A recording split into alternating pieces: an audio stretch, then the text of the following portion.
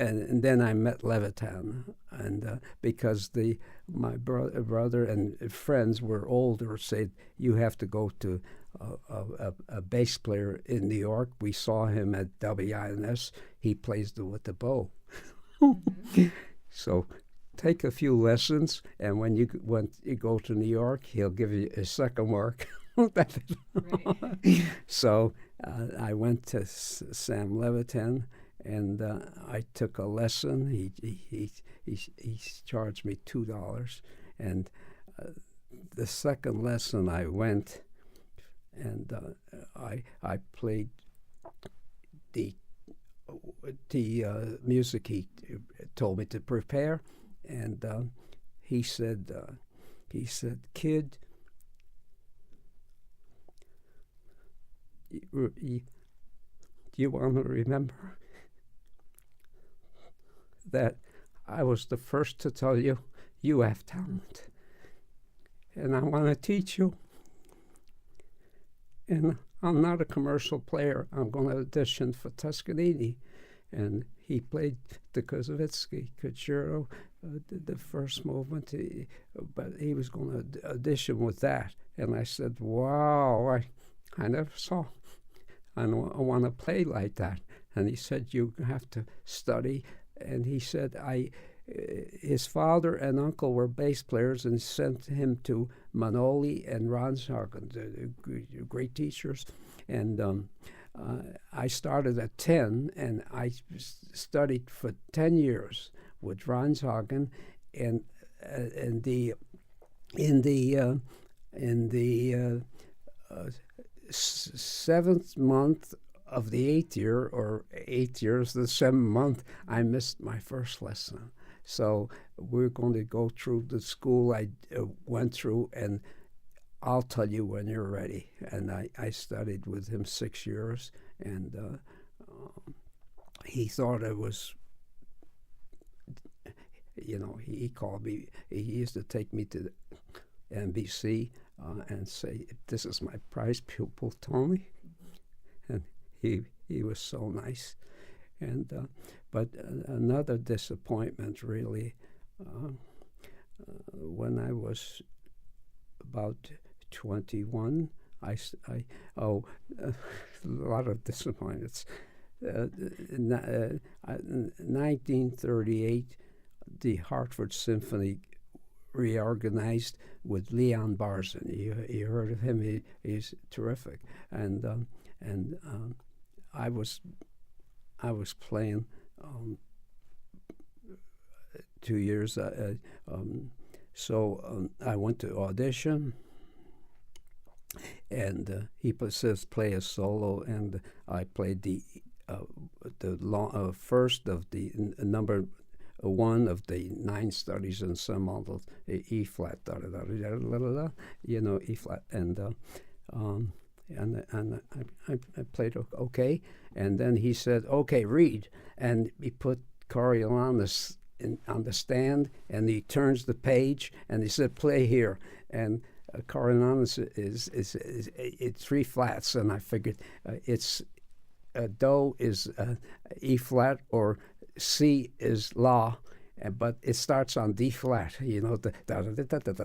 and play, boom, boom, and I figured D flat is Tay, but he was in the second bar, and I was again petrified. And he said, "Who do you study with?" I said, "Sam Levitan." He says, "Oh, he was in my orchestra too," and he knew he was NBC.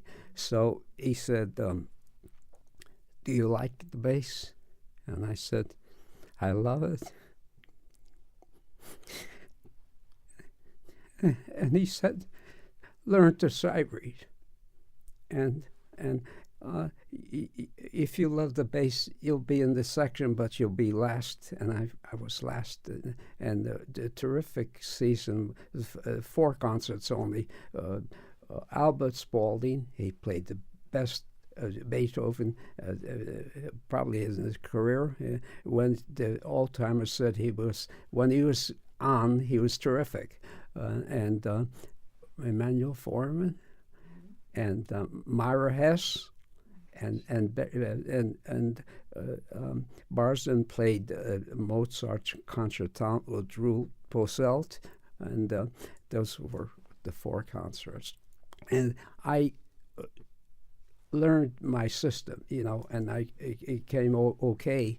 But in about 38 or 39, I was in the WPA Symphony, the Prussian, that Roosevelt started the WPA program, and they thought it was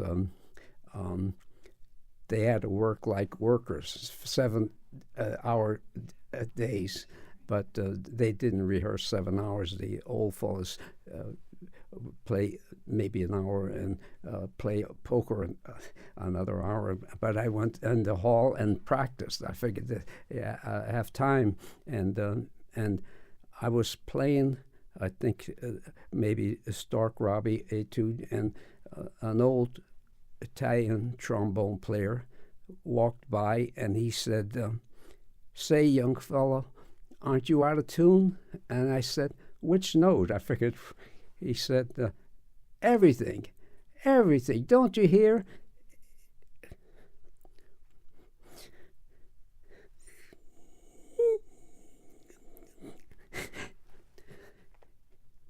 If musicians who don't have an ear shouldn't play music.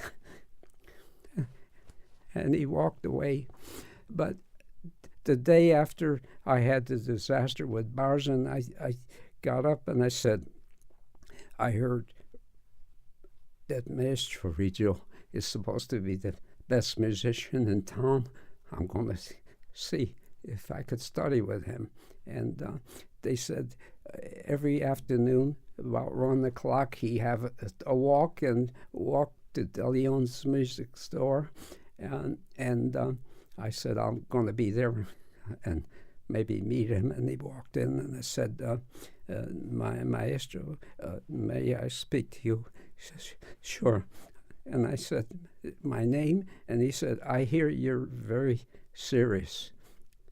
I said, "Yes, but I had a disaster last night. I couldn't read, sight read." And he said, "What system do you use?" And I said, "Movable Do." I said, "Oh, you'll never learn that 50 years. So come to the studio." And I studied with him 3 years. He only charged me $1 a lesson because by the time I was playing jazz, I was hoping to get a job for $5 a Saturday because I had a budget. I played.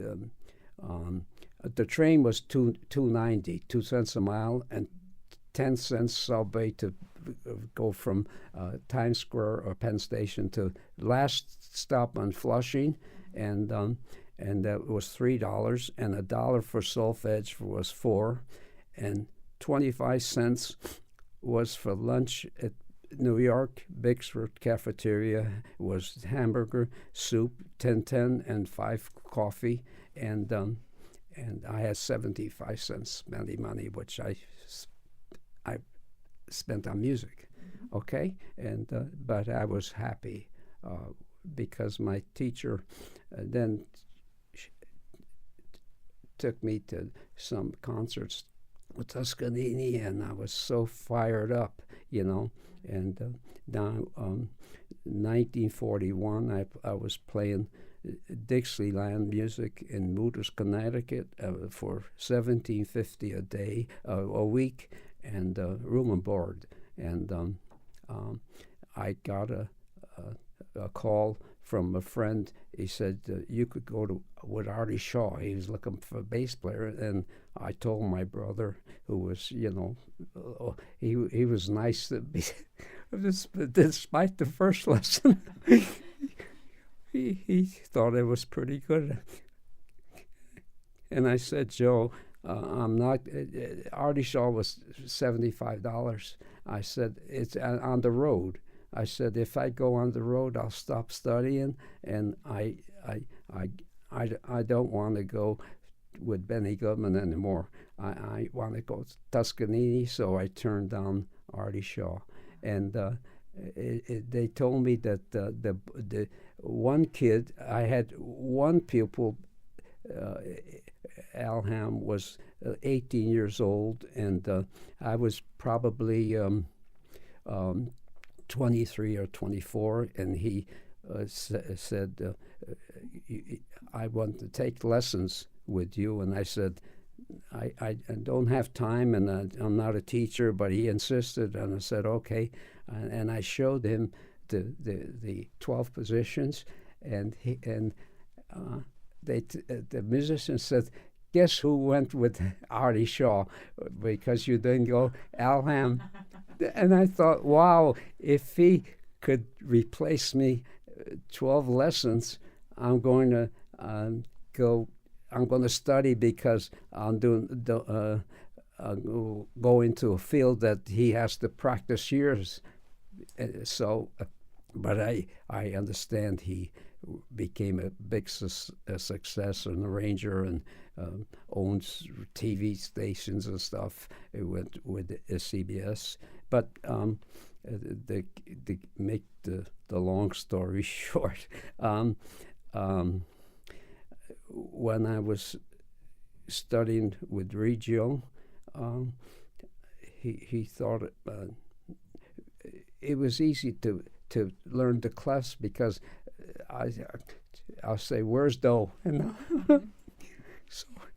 so at the lesson, I told him the trombone story. I said, is it true that they could tell without the piano? Because I never had a piano or tune a fork. I just tuned relatively, because when I asked what note, but he said yes, and I said, wow, I felt like I crumbled. I said, I don't have absolute pitch, and I cried.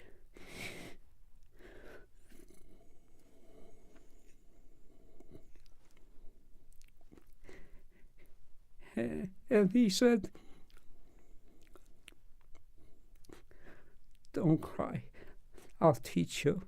And that trombone player, he can't even read tenor clef. He plays in my band, and I have to transpose the part for him. And you did the Bona book in 4 clefs in 3 months. So he was terrific, and actually, I studied, and I did the 4 systems of solfege, and the parlato was easy, but the cantato was singing in Pozzoli solfege method, and I started to develop 2 systems when I read, but I always think of the function of tone, and a friend was studying bass too, and developed arthritis or bursitis, and he couldn't play bass, and I met a local bass player in New Haven Symphony, was a doctor of philosophy, and he pestered me. I see what you're learning in New York. I want you teach me, and I'll pay you. I said, no, George, I have no time. I have to practice it, because I was thinking I want to make Toscanini before he dies, and after he pestered me a while, I said, George, I never went to college, so George, if I give you bass lessons, will you teach me philosophy? And he said, you're a real philosopher, a love of wisdom, and we'll do it. And I went once a week, and I give him a bass lesson, but probably he was a bachelor, and give him a bass lesson from 8 o'clock in the night and probably 10:30, 11. And he said, we're going to do the Plato dialogues, because he said, we have to go to the real source. If you want somebody to appreciate Beethoven, you don't tell them to go read a book. All he has to do is listen to Beethoven's symphony, and Beethoven is self-explanatory, so he kept me up probably from 11 o'clock to 4 a.m. reading, and he said this friend was arthritis, and he took both of us in the wing. He said, Joe, you can't play, so I'm going to talk to Hindemith and get you a scholarship to go. And Tony, you're going to be the performer, and probably you're going to make more money than the tourist. So, Joe went and he got his doctorate in Hindemith, and we played duets, and he had absolute pitch, see? And he said, we'll play scales, octaves, fifths, fourths, thirds, seconds, minor seconds. He said, you play in C, and that to develop concentration. And so then one time he said, Joe, Tony, we were starting a great, with Hindemith, the function of the tones. And I said, Joe, let me explain how I think of it. And I explained what I thought of the scale, and he said, Tony, your movable do is not as dumb as you think, because the students play piano, and you could do boom on the put arm on the keyboard, and they'll tell you every note, but they can't tell you who's sharp and flat. Mm-hmm. So a lack of training. So it's the movable do is not so bad. So I was encouraged, and I was playing Chautauqua the summers, and I was browsing in the bookstore, and I saw the book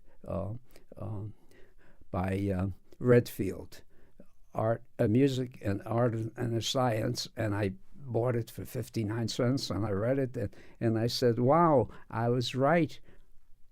He explained the scale, and I try to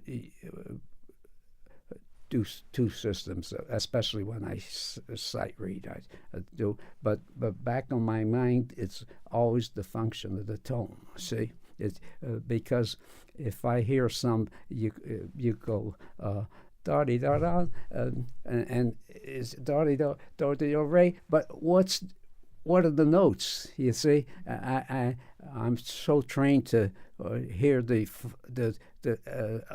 C scale, or so-called C scale, but I don't know. It doesn't jump out, and I have to try to think it was a and some. But so that's the story of the thing, and you in the meantime, I after Dixieland Bank, moved to Connecticut, and 1941, the NBC went to South America and did a boat tour, and after it's the start of fall, Sam Levitan called me, and he said they're going to organize new opera company in New York, and I want you to audition.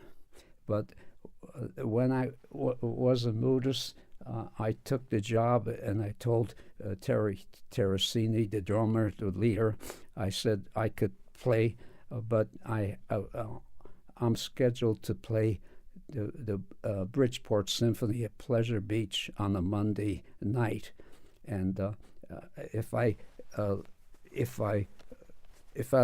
you'll let me off, I'll do it. And he said sure. And Russ Riga, the piano player, used to commute from Moodus to New Haven because he was married. We stayed there, and when he was speeding on the road to excuse me.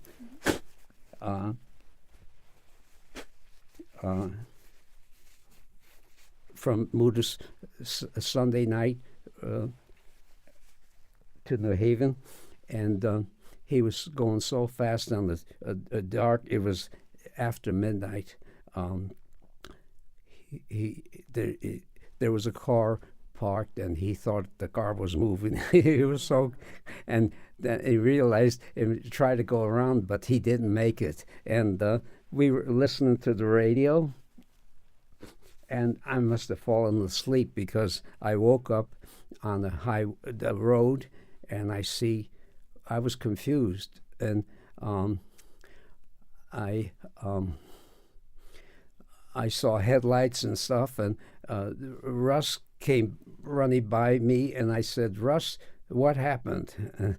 And he said, "Oh, you poor son of a...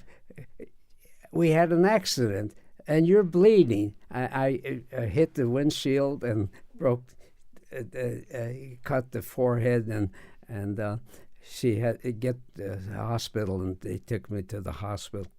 And that not so bad, the cut, but I fractured my left elbow, and that was nothing because it fractures, heals quickly. But I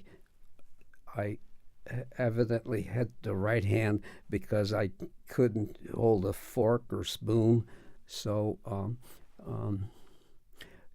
they took me to the emergency, and I went home, and I was in bed the next day, and the band came and saw, and said, "Too bad," but Mo, the owner of the resort, said, "Tell Tony to come and recuperate as the guest." Oh, that's so nice. And I went, and I didn't play at the rest of the summer to Labor Day, but after I started to play a little bit when my hand was recovering, and when Sam called, I said, I really can't play. I can't hold the bow and play strong. He said, "Come anyway." So I went, and I auditioned, and it was for Dorati, Anton Dorati, and I was impressed. He was, good and good looking, and he was nice to me, and they told me I was a fourth bass player, and the contractor said, "You really played good, but you didn't play strong." And I couldn't tell him. My thumb hurt. I couldn't press, so I played that, and I played 2 weeks for the New Opera Company, and we played. I remember Macbeth with Fritz Bush. It was really an experience.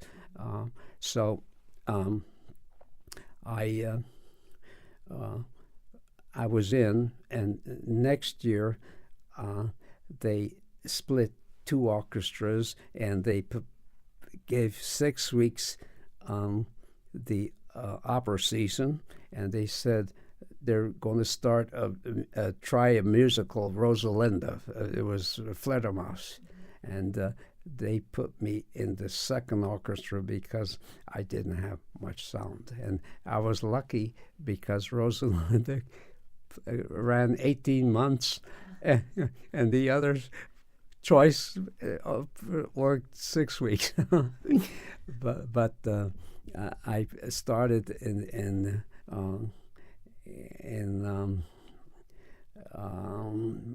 about after October.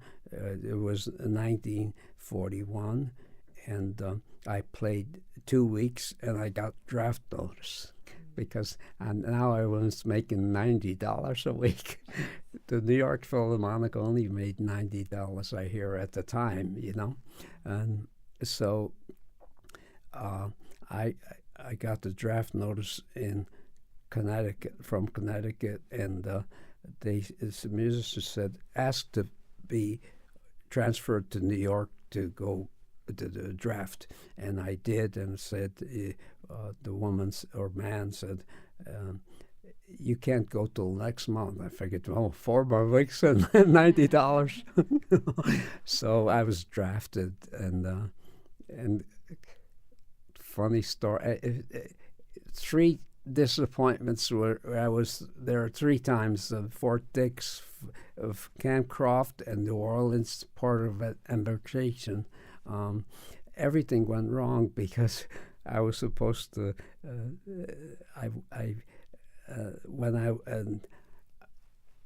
When it was December, and my 2 brothers also were drafted too. And my mother was probably really worried. I said, "Ma, I'll be home for Christmas. It's 2 weeks, but I was short a day. We were quarantined 15 days, and 15 days was December 26th. So I called my mother. I said, I can't come, but I'll be here. I'll be there New Year's, and the week before, during the week, I got called and sent to Campcroft, so I didn't make it for New Year's. And I went to Campcroft, and it was red clay and rainy when we arrived, and they said we had a week off because they have to fill out the company for draftees, and I was put in limited service because of my eyes, and I couldn't see well without the glasses, and we didn't have protective glasses or contact or something. So the first week I was walking around, and I walk into the rec hall, and I hear a sergeant saying to the soldier, can't you find the musicians? And I said, hey, I'm a musician. He said, what do you play? I play bass, and I was in the New Opera Company in New York. And the sergeant says to the soldier, go and get the bass and see if he could tune it. So they brought a K bass out, and I tuned very carefully, and a lieutenant walked in. It was Lieutenant Bockwell. I remember better the old days than but he said, the colonel wants to have a jam session, and we wanted. So, surprisingly, they got enough musicians to, and the colonel walked in with the big wide brim hat, and he sat at the piano and started playing, and said, let's play the Sheik, and I knew it, so I was playing, and he turned around. He said, man, you really rock it. So after the jam session, the lieutenant says, he likes you, so we're going to form a band, and you're going to stay here, and you're going to be a non-commissioned officer, and you will eat first at the mess hall and stuff. And you have to every morning, you'll get 4 guys from each group, and you tell them, sprinkle the water on the Coke bottles, the police to sweep the floor, police the grounds, pick up butts on, and after they go to do the duties, and you'll have to be here, and you'll have to be in my office, and you have to have a scrapbook, and I want to. You have to find a bunch of newspapers, and you have to cut out all the articles about basketball and paste it in my book. He was a nut for, and the spinet piano and the bass, and he said, "You're free." And I wrote to Leviton and says, "Wow, I have only to practice the bass and piano, and if the war lasts long enough, I'll be the greatest bass player." But the guys were ribbing me. He said, "Wow, well, Goldberg, Bianco is the operator, and we have to go to ship out."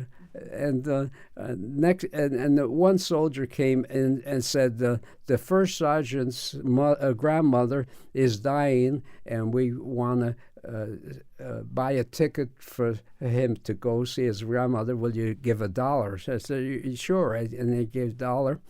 And the next week, the guys were razzing me. "We have to go, and you're, Goldberg." But I went to the rec hall, and after I sent the 4 guys to do their duties, one soldier came in and said, "Hey, Tony, they're calling your name out for shipping." I said, I was supposed to stay here. And you get to the orderly room, and I went, and the captain, a corporal was there. And I said, they told me, yes. "Oh," he said, "the first sergeant flew out, and he didn't change the name to the shipping list. So you have to ship out." And I talked to Lieutenant Boutwell, and says, "Once the order is, you can't change it, so you're going to New Orleans staging area." And I said to the corporal, "Oh, staging, shows or what?" And he said, "Overseas."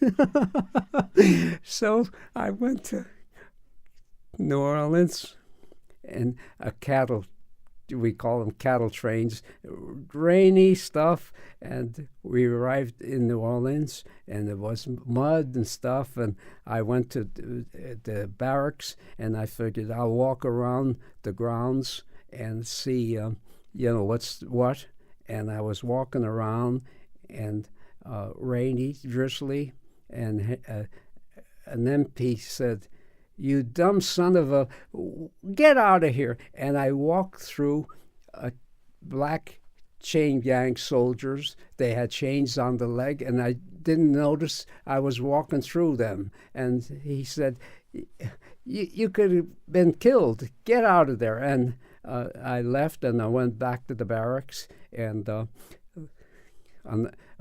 medic colonel came in and said, "Young fellow, what's the problem?" And I said, "No problem." He said, "I want to examine your eyes."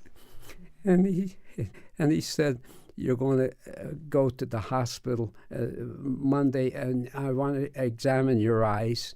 And I went Monday, and I have to tell you, I have only one defect. I'm colorblind. And when I did basic, I was scared because who am I going to shoot for the different colors? And they put me.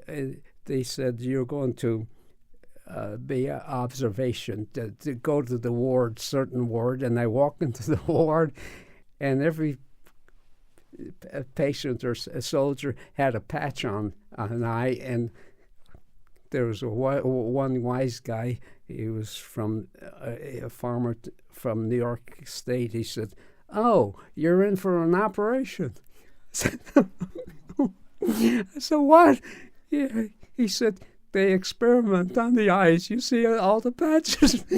So I ran to his captain was Ward. He told me he was from New London. I said, "Captain, I want to go back to active duty."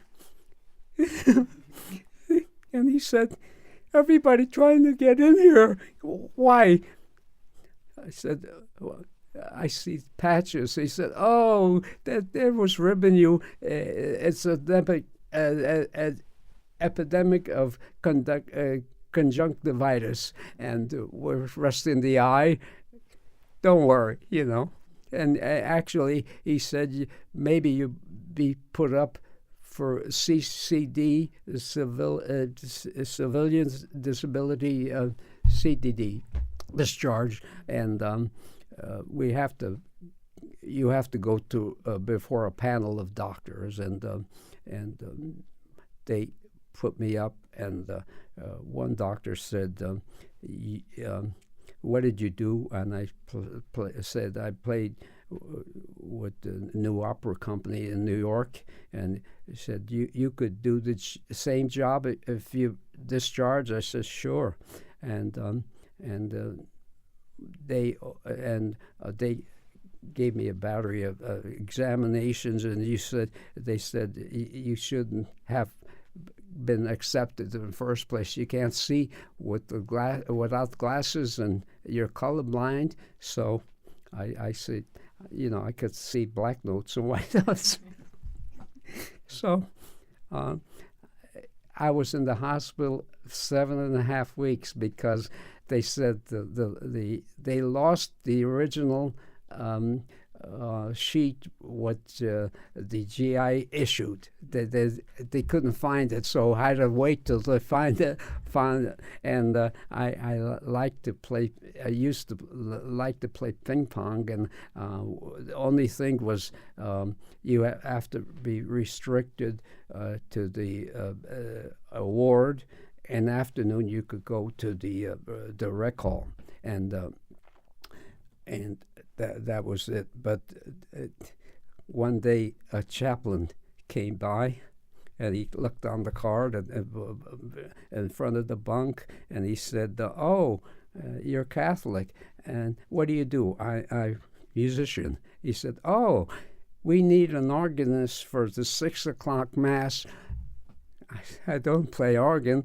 I just started piano. I could play 3 two-part Bach conventions, and I know 2 movements of the Moonlight Sonata, so I can't do it. He was sad. He was Father Benson, and he said, "Well, if you don't do it, nobody will do it." And I said, "Oh, I said, Father, if you allow me or get me to go and practice on the pump organ in mornings, I'll get out and practice, I'll do it." And he said, "Okay." So I started practice, and I could figure out the 4-part thing, and I started playing 6 o'clock mass, and the same guy who told me about the operation, said he started to call Holy Joe, but he was bigger than me. So he said, "Holy Joe," and he thought Holy Joe was going to play the thing. But one day he came and said, "Hey, Holy Joe, I want to watch what you're doing, and you're pretty good." So he stopped chiding me, and I always remember that the Kentucky Derby was Saturday, and it was 7.5 weeks or some. I got to notice that I was discharged. I'm going to be discharged. So I wrote to the contractor of Rosalenda, and the law was if you when you get out of on Army, you could go back to your job. And I called him, and he said sure. And when you want to start? I said July 1st, and I went and went back to play, and this leads me up to Reiner, because Levitan always sent me to audition. Go and audition, don't take the job, I'll tell you when. So I do you want to stop now? Are you tired? Or you no. Want to keep going? No, I'm getting warmed up. Okay. So I keep it going then? Okay.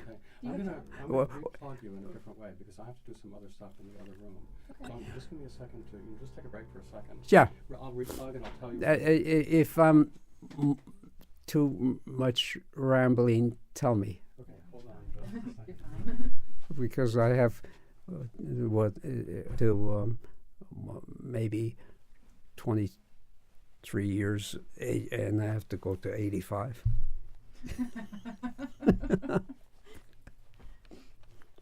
me just jot down some notes here so I can give you a little written thing of what we talked about today. Okay. Yeah.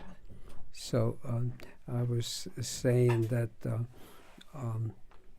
I told Sidney Cohen, came back and said, Steinberg is compromising, you'll be number 3. I said, Sidney, I told you I'm number 5 or nothing. And he said, you stubborn Italian. And I said, okay, you could have number 5. And I went to number 5, and I was happy because I was like a death wish. I really didn't want to play first, so it was too stressful, and different stress, because when I had the bypass, I did therapy with group, and they talked about stress, and I asked, you have bad stress, but you could have good stress. And he says, right, the worst is boredom. And I think I agree, because I was so happy with Reiner, and when we played Friday and Sunday afternoon, before the concert, I will solfege the whole program, rest and all, because I didn't want to make a mistake. And Saturday was the longest day, because I couldn't wait to go back on Sunday. So it was exciting stress.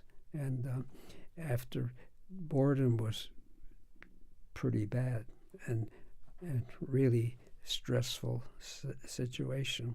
But anyway, I played number 5, and I think I played it all.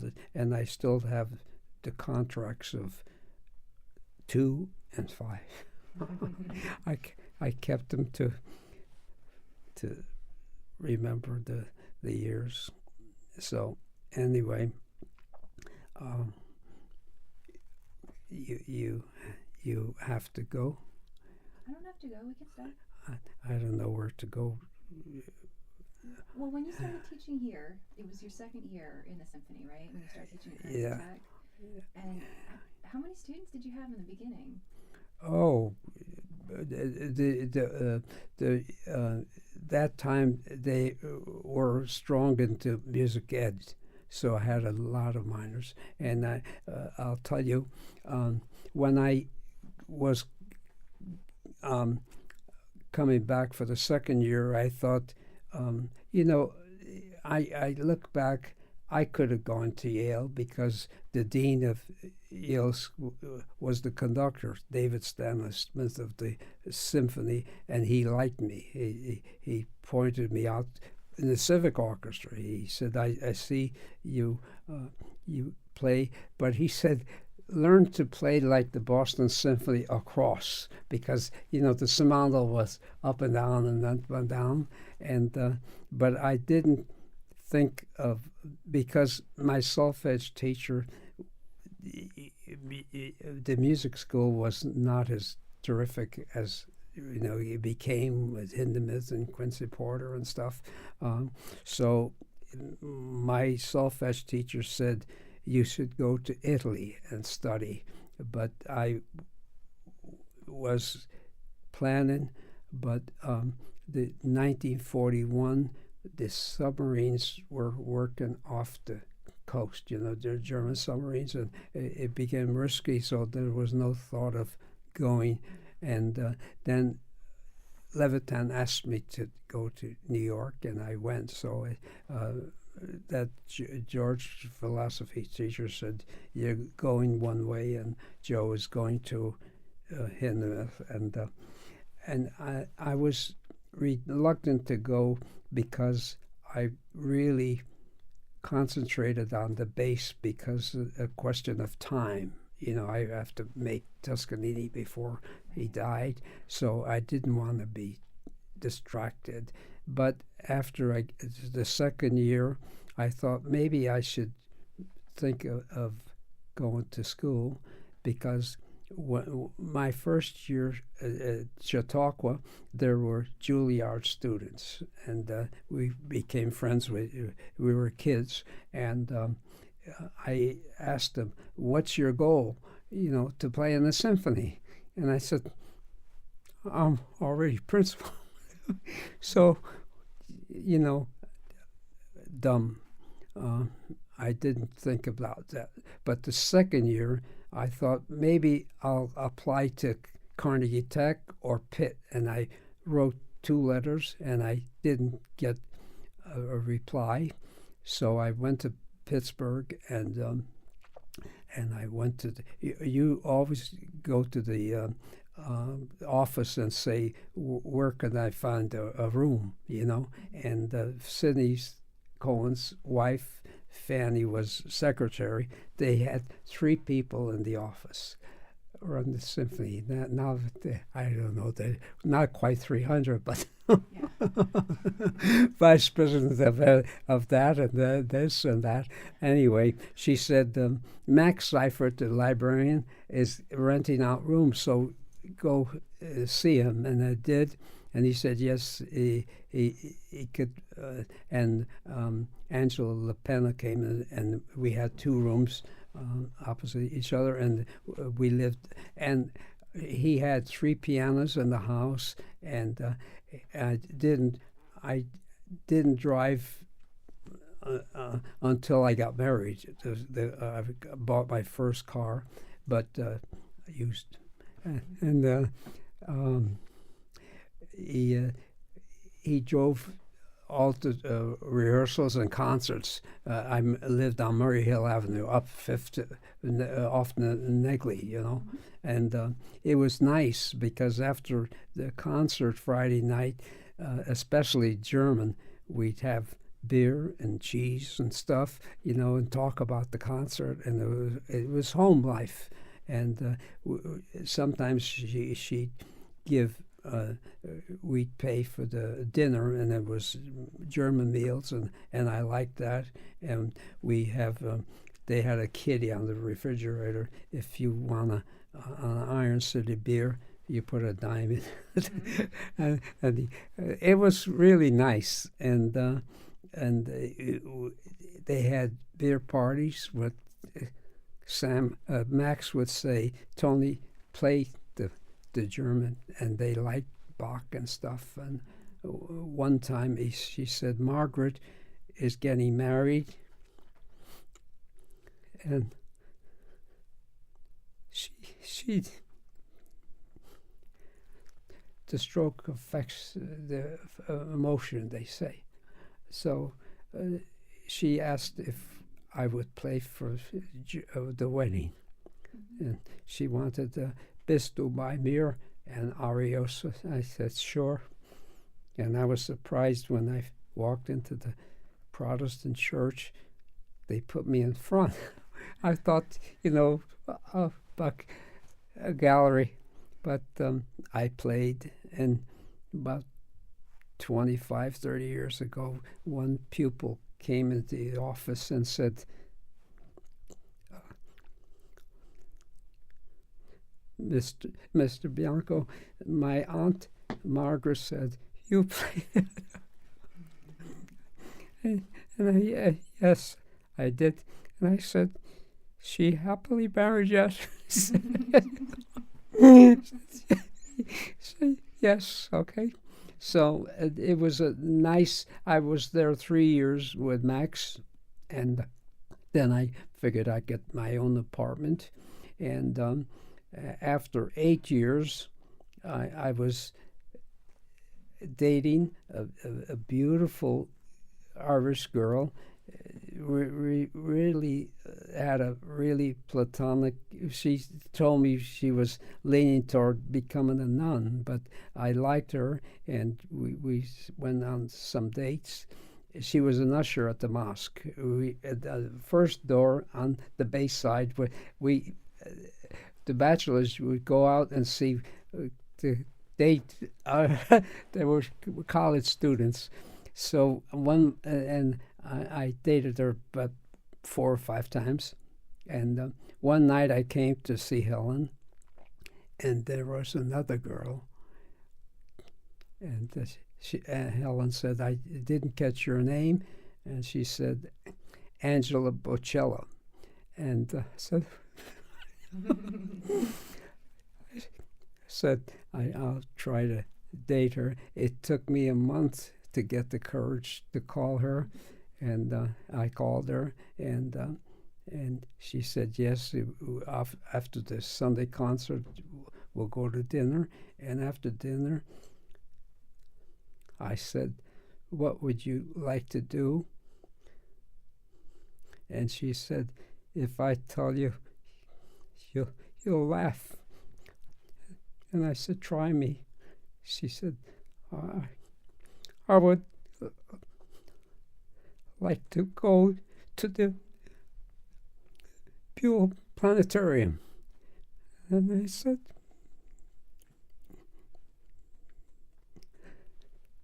this is the girl I'm going to marry.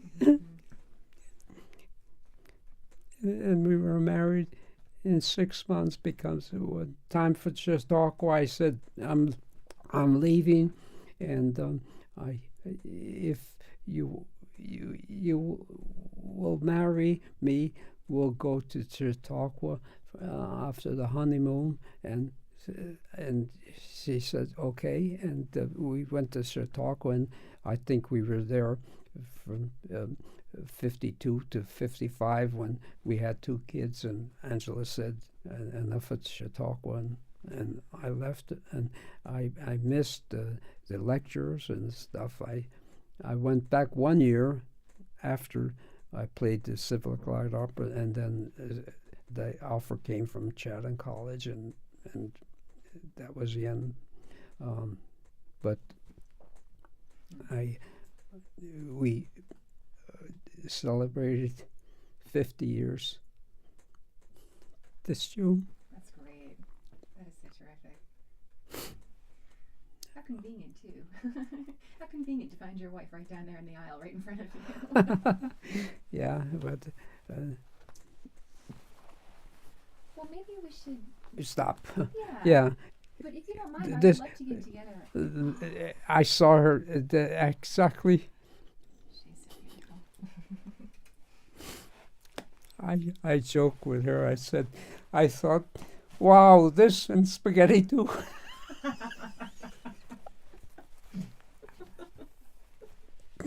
But she tells me a lot of times, get serious. And I told her one time, Herb Simon was Nobel Prize winner here, and he was going to give a lecture.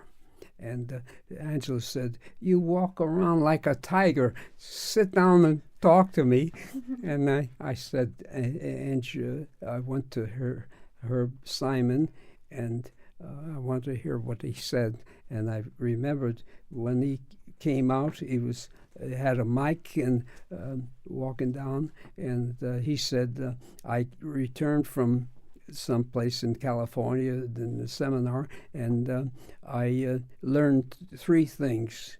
That the first is a good teacher is always moving and walking, and the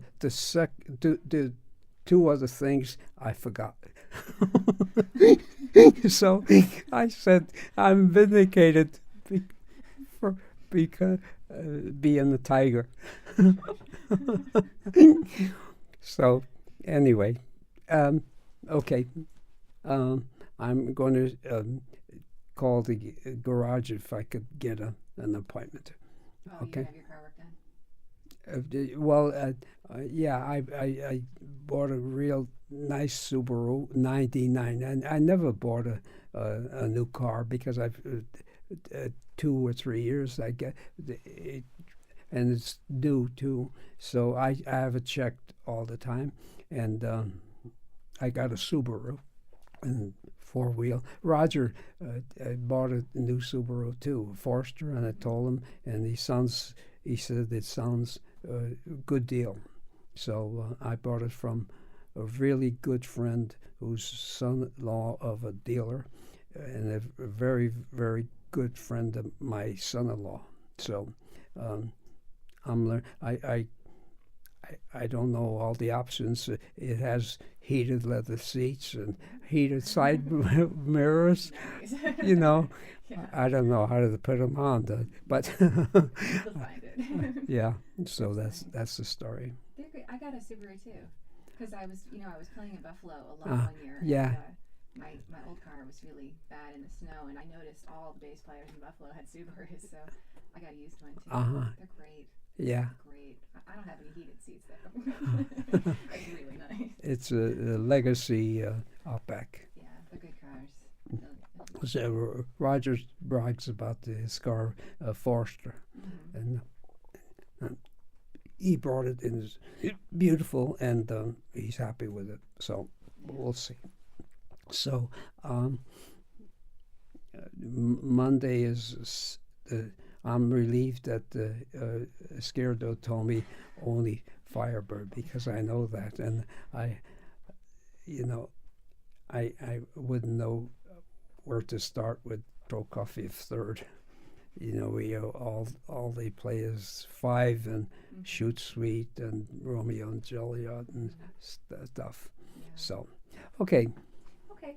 So I probably rambled on, and I enjoyed it. I learned a lot.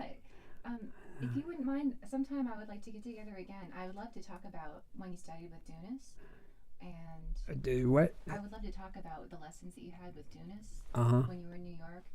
And I would just love to talk more about working in Pittsburgh and the recordings you made here.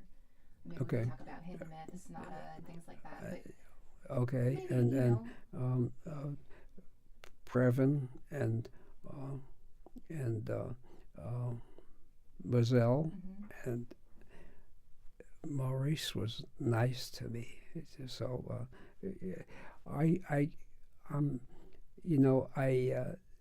I'm lucky that I had 8 great years. Not so good, but the end was really nice. They treated me nice. So it's better to end nice than be nice. And some of the people who nosed up to Steinberg were let go with Mizell. So Mizell was nice, and he gave me the title of Principal Laureate, and Maurice and the manager gave me a Golden Laureate award when I retired, and they gave me 2 round-trip tickets to Europe and I got many CDs from the orchestra and beautiful. Maybe you didn't see it. I bolus but jeweled from the bass section, so it was nice and it was easy to leave. But what I miss most is when rehearsal. I drove to North Avenue on the north side, and I walked to rehearsal 22 minutes and walked back because it was 45 minutes of walking, and I love to walk because Beethoven walked a lot. So did Mahler. Yeah, and I told the pupils that I was really studying, and I'd walk. I told somebody I would walk at night from 10 to 11 o'clock around New Haven, around my house, and I run through the lesson, and if I didn't know it, I figured I took lessons on Saturday. I was really bear down Thursdays and Fridays to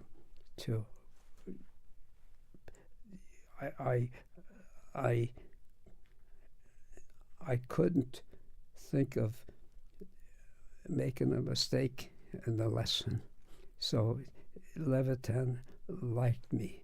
So and they say I couldn't walk around New Haven now. It changed because New Haven was a big, a beautiful town, and I liked to walk. I walked up East Rock many times to exercise and get free time for practice, but I always walked, go back to practice, and I really worked hard, and Levitan told me that he said that you'll look back on the years you were practicing with a goal in mind as the happiest years, and so because he played beautiful, and I imitated him. I got the sound and played, and he said, "You don't use your wrist, but you play beautifully." And Dunas showed me how to play, so he explained it. So, another story. Good. I'm looking forward to more stories. Thank you so much. Thank you for listening, and I'm thinking if you get the subject outlined and give me a copy, and I'll maybe think of if I do the lecture at Richmond, and if I ever get to write a book, because George Vance, you know him, George? He said to call you because he has a lot of stories. I hope so. I was going to ask you about him. I wrote that down. I wanted to talk to you about you have the number? Yeah. Okay, Yeah, 588-9294, I think. So. I don't remember everything.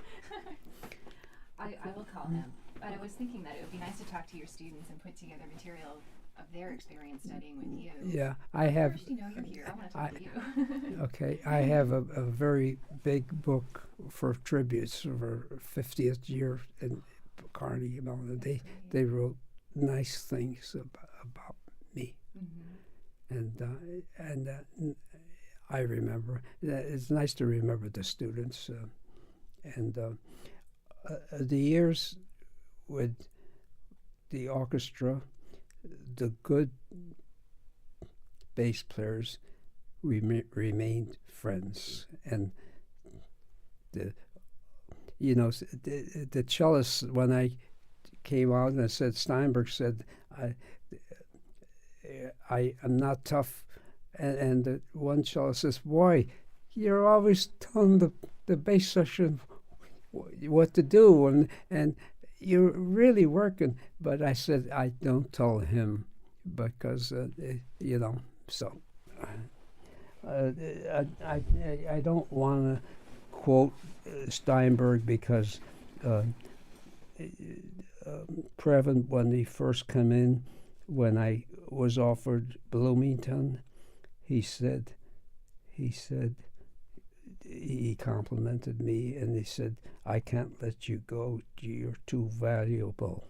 But I was not principal anymore, and he was nice, but he said, "I'll see that you get a raise because you can't go to Bloomington for 1 year." But next year, Charles Webb called me and he said, "You could have a permanent full professor." And I said, "No, I don't want to leave Pittsburgh." So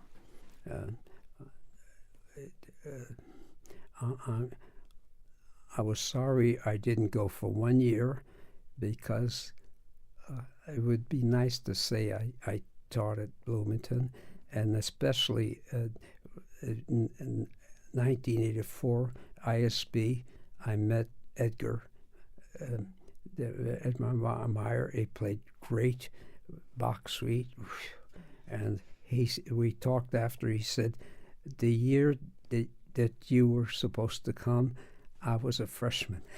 And I said, "Wow, I wish I'd gone because I could have learned so much from you." He was nice, and he is really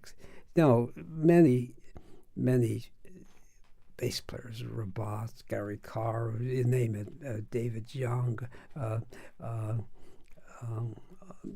You could mention that they're all great bass players, and they're different.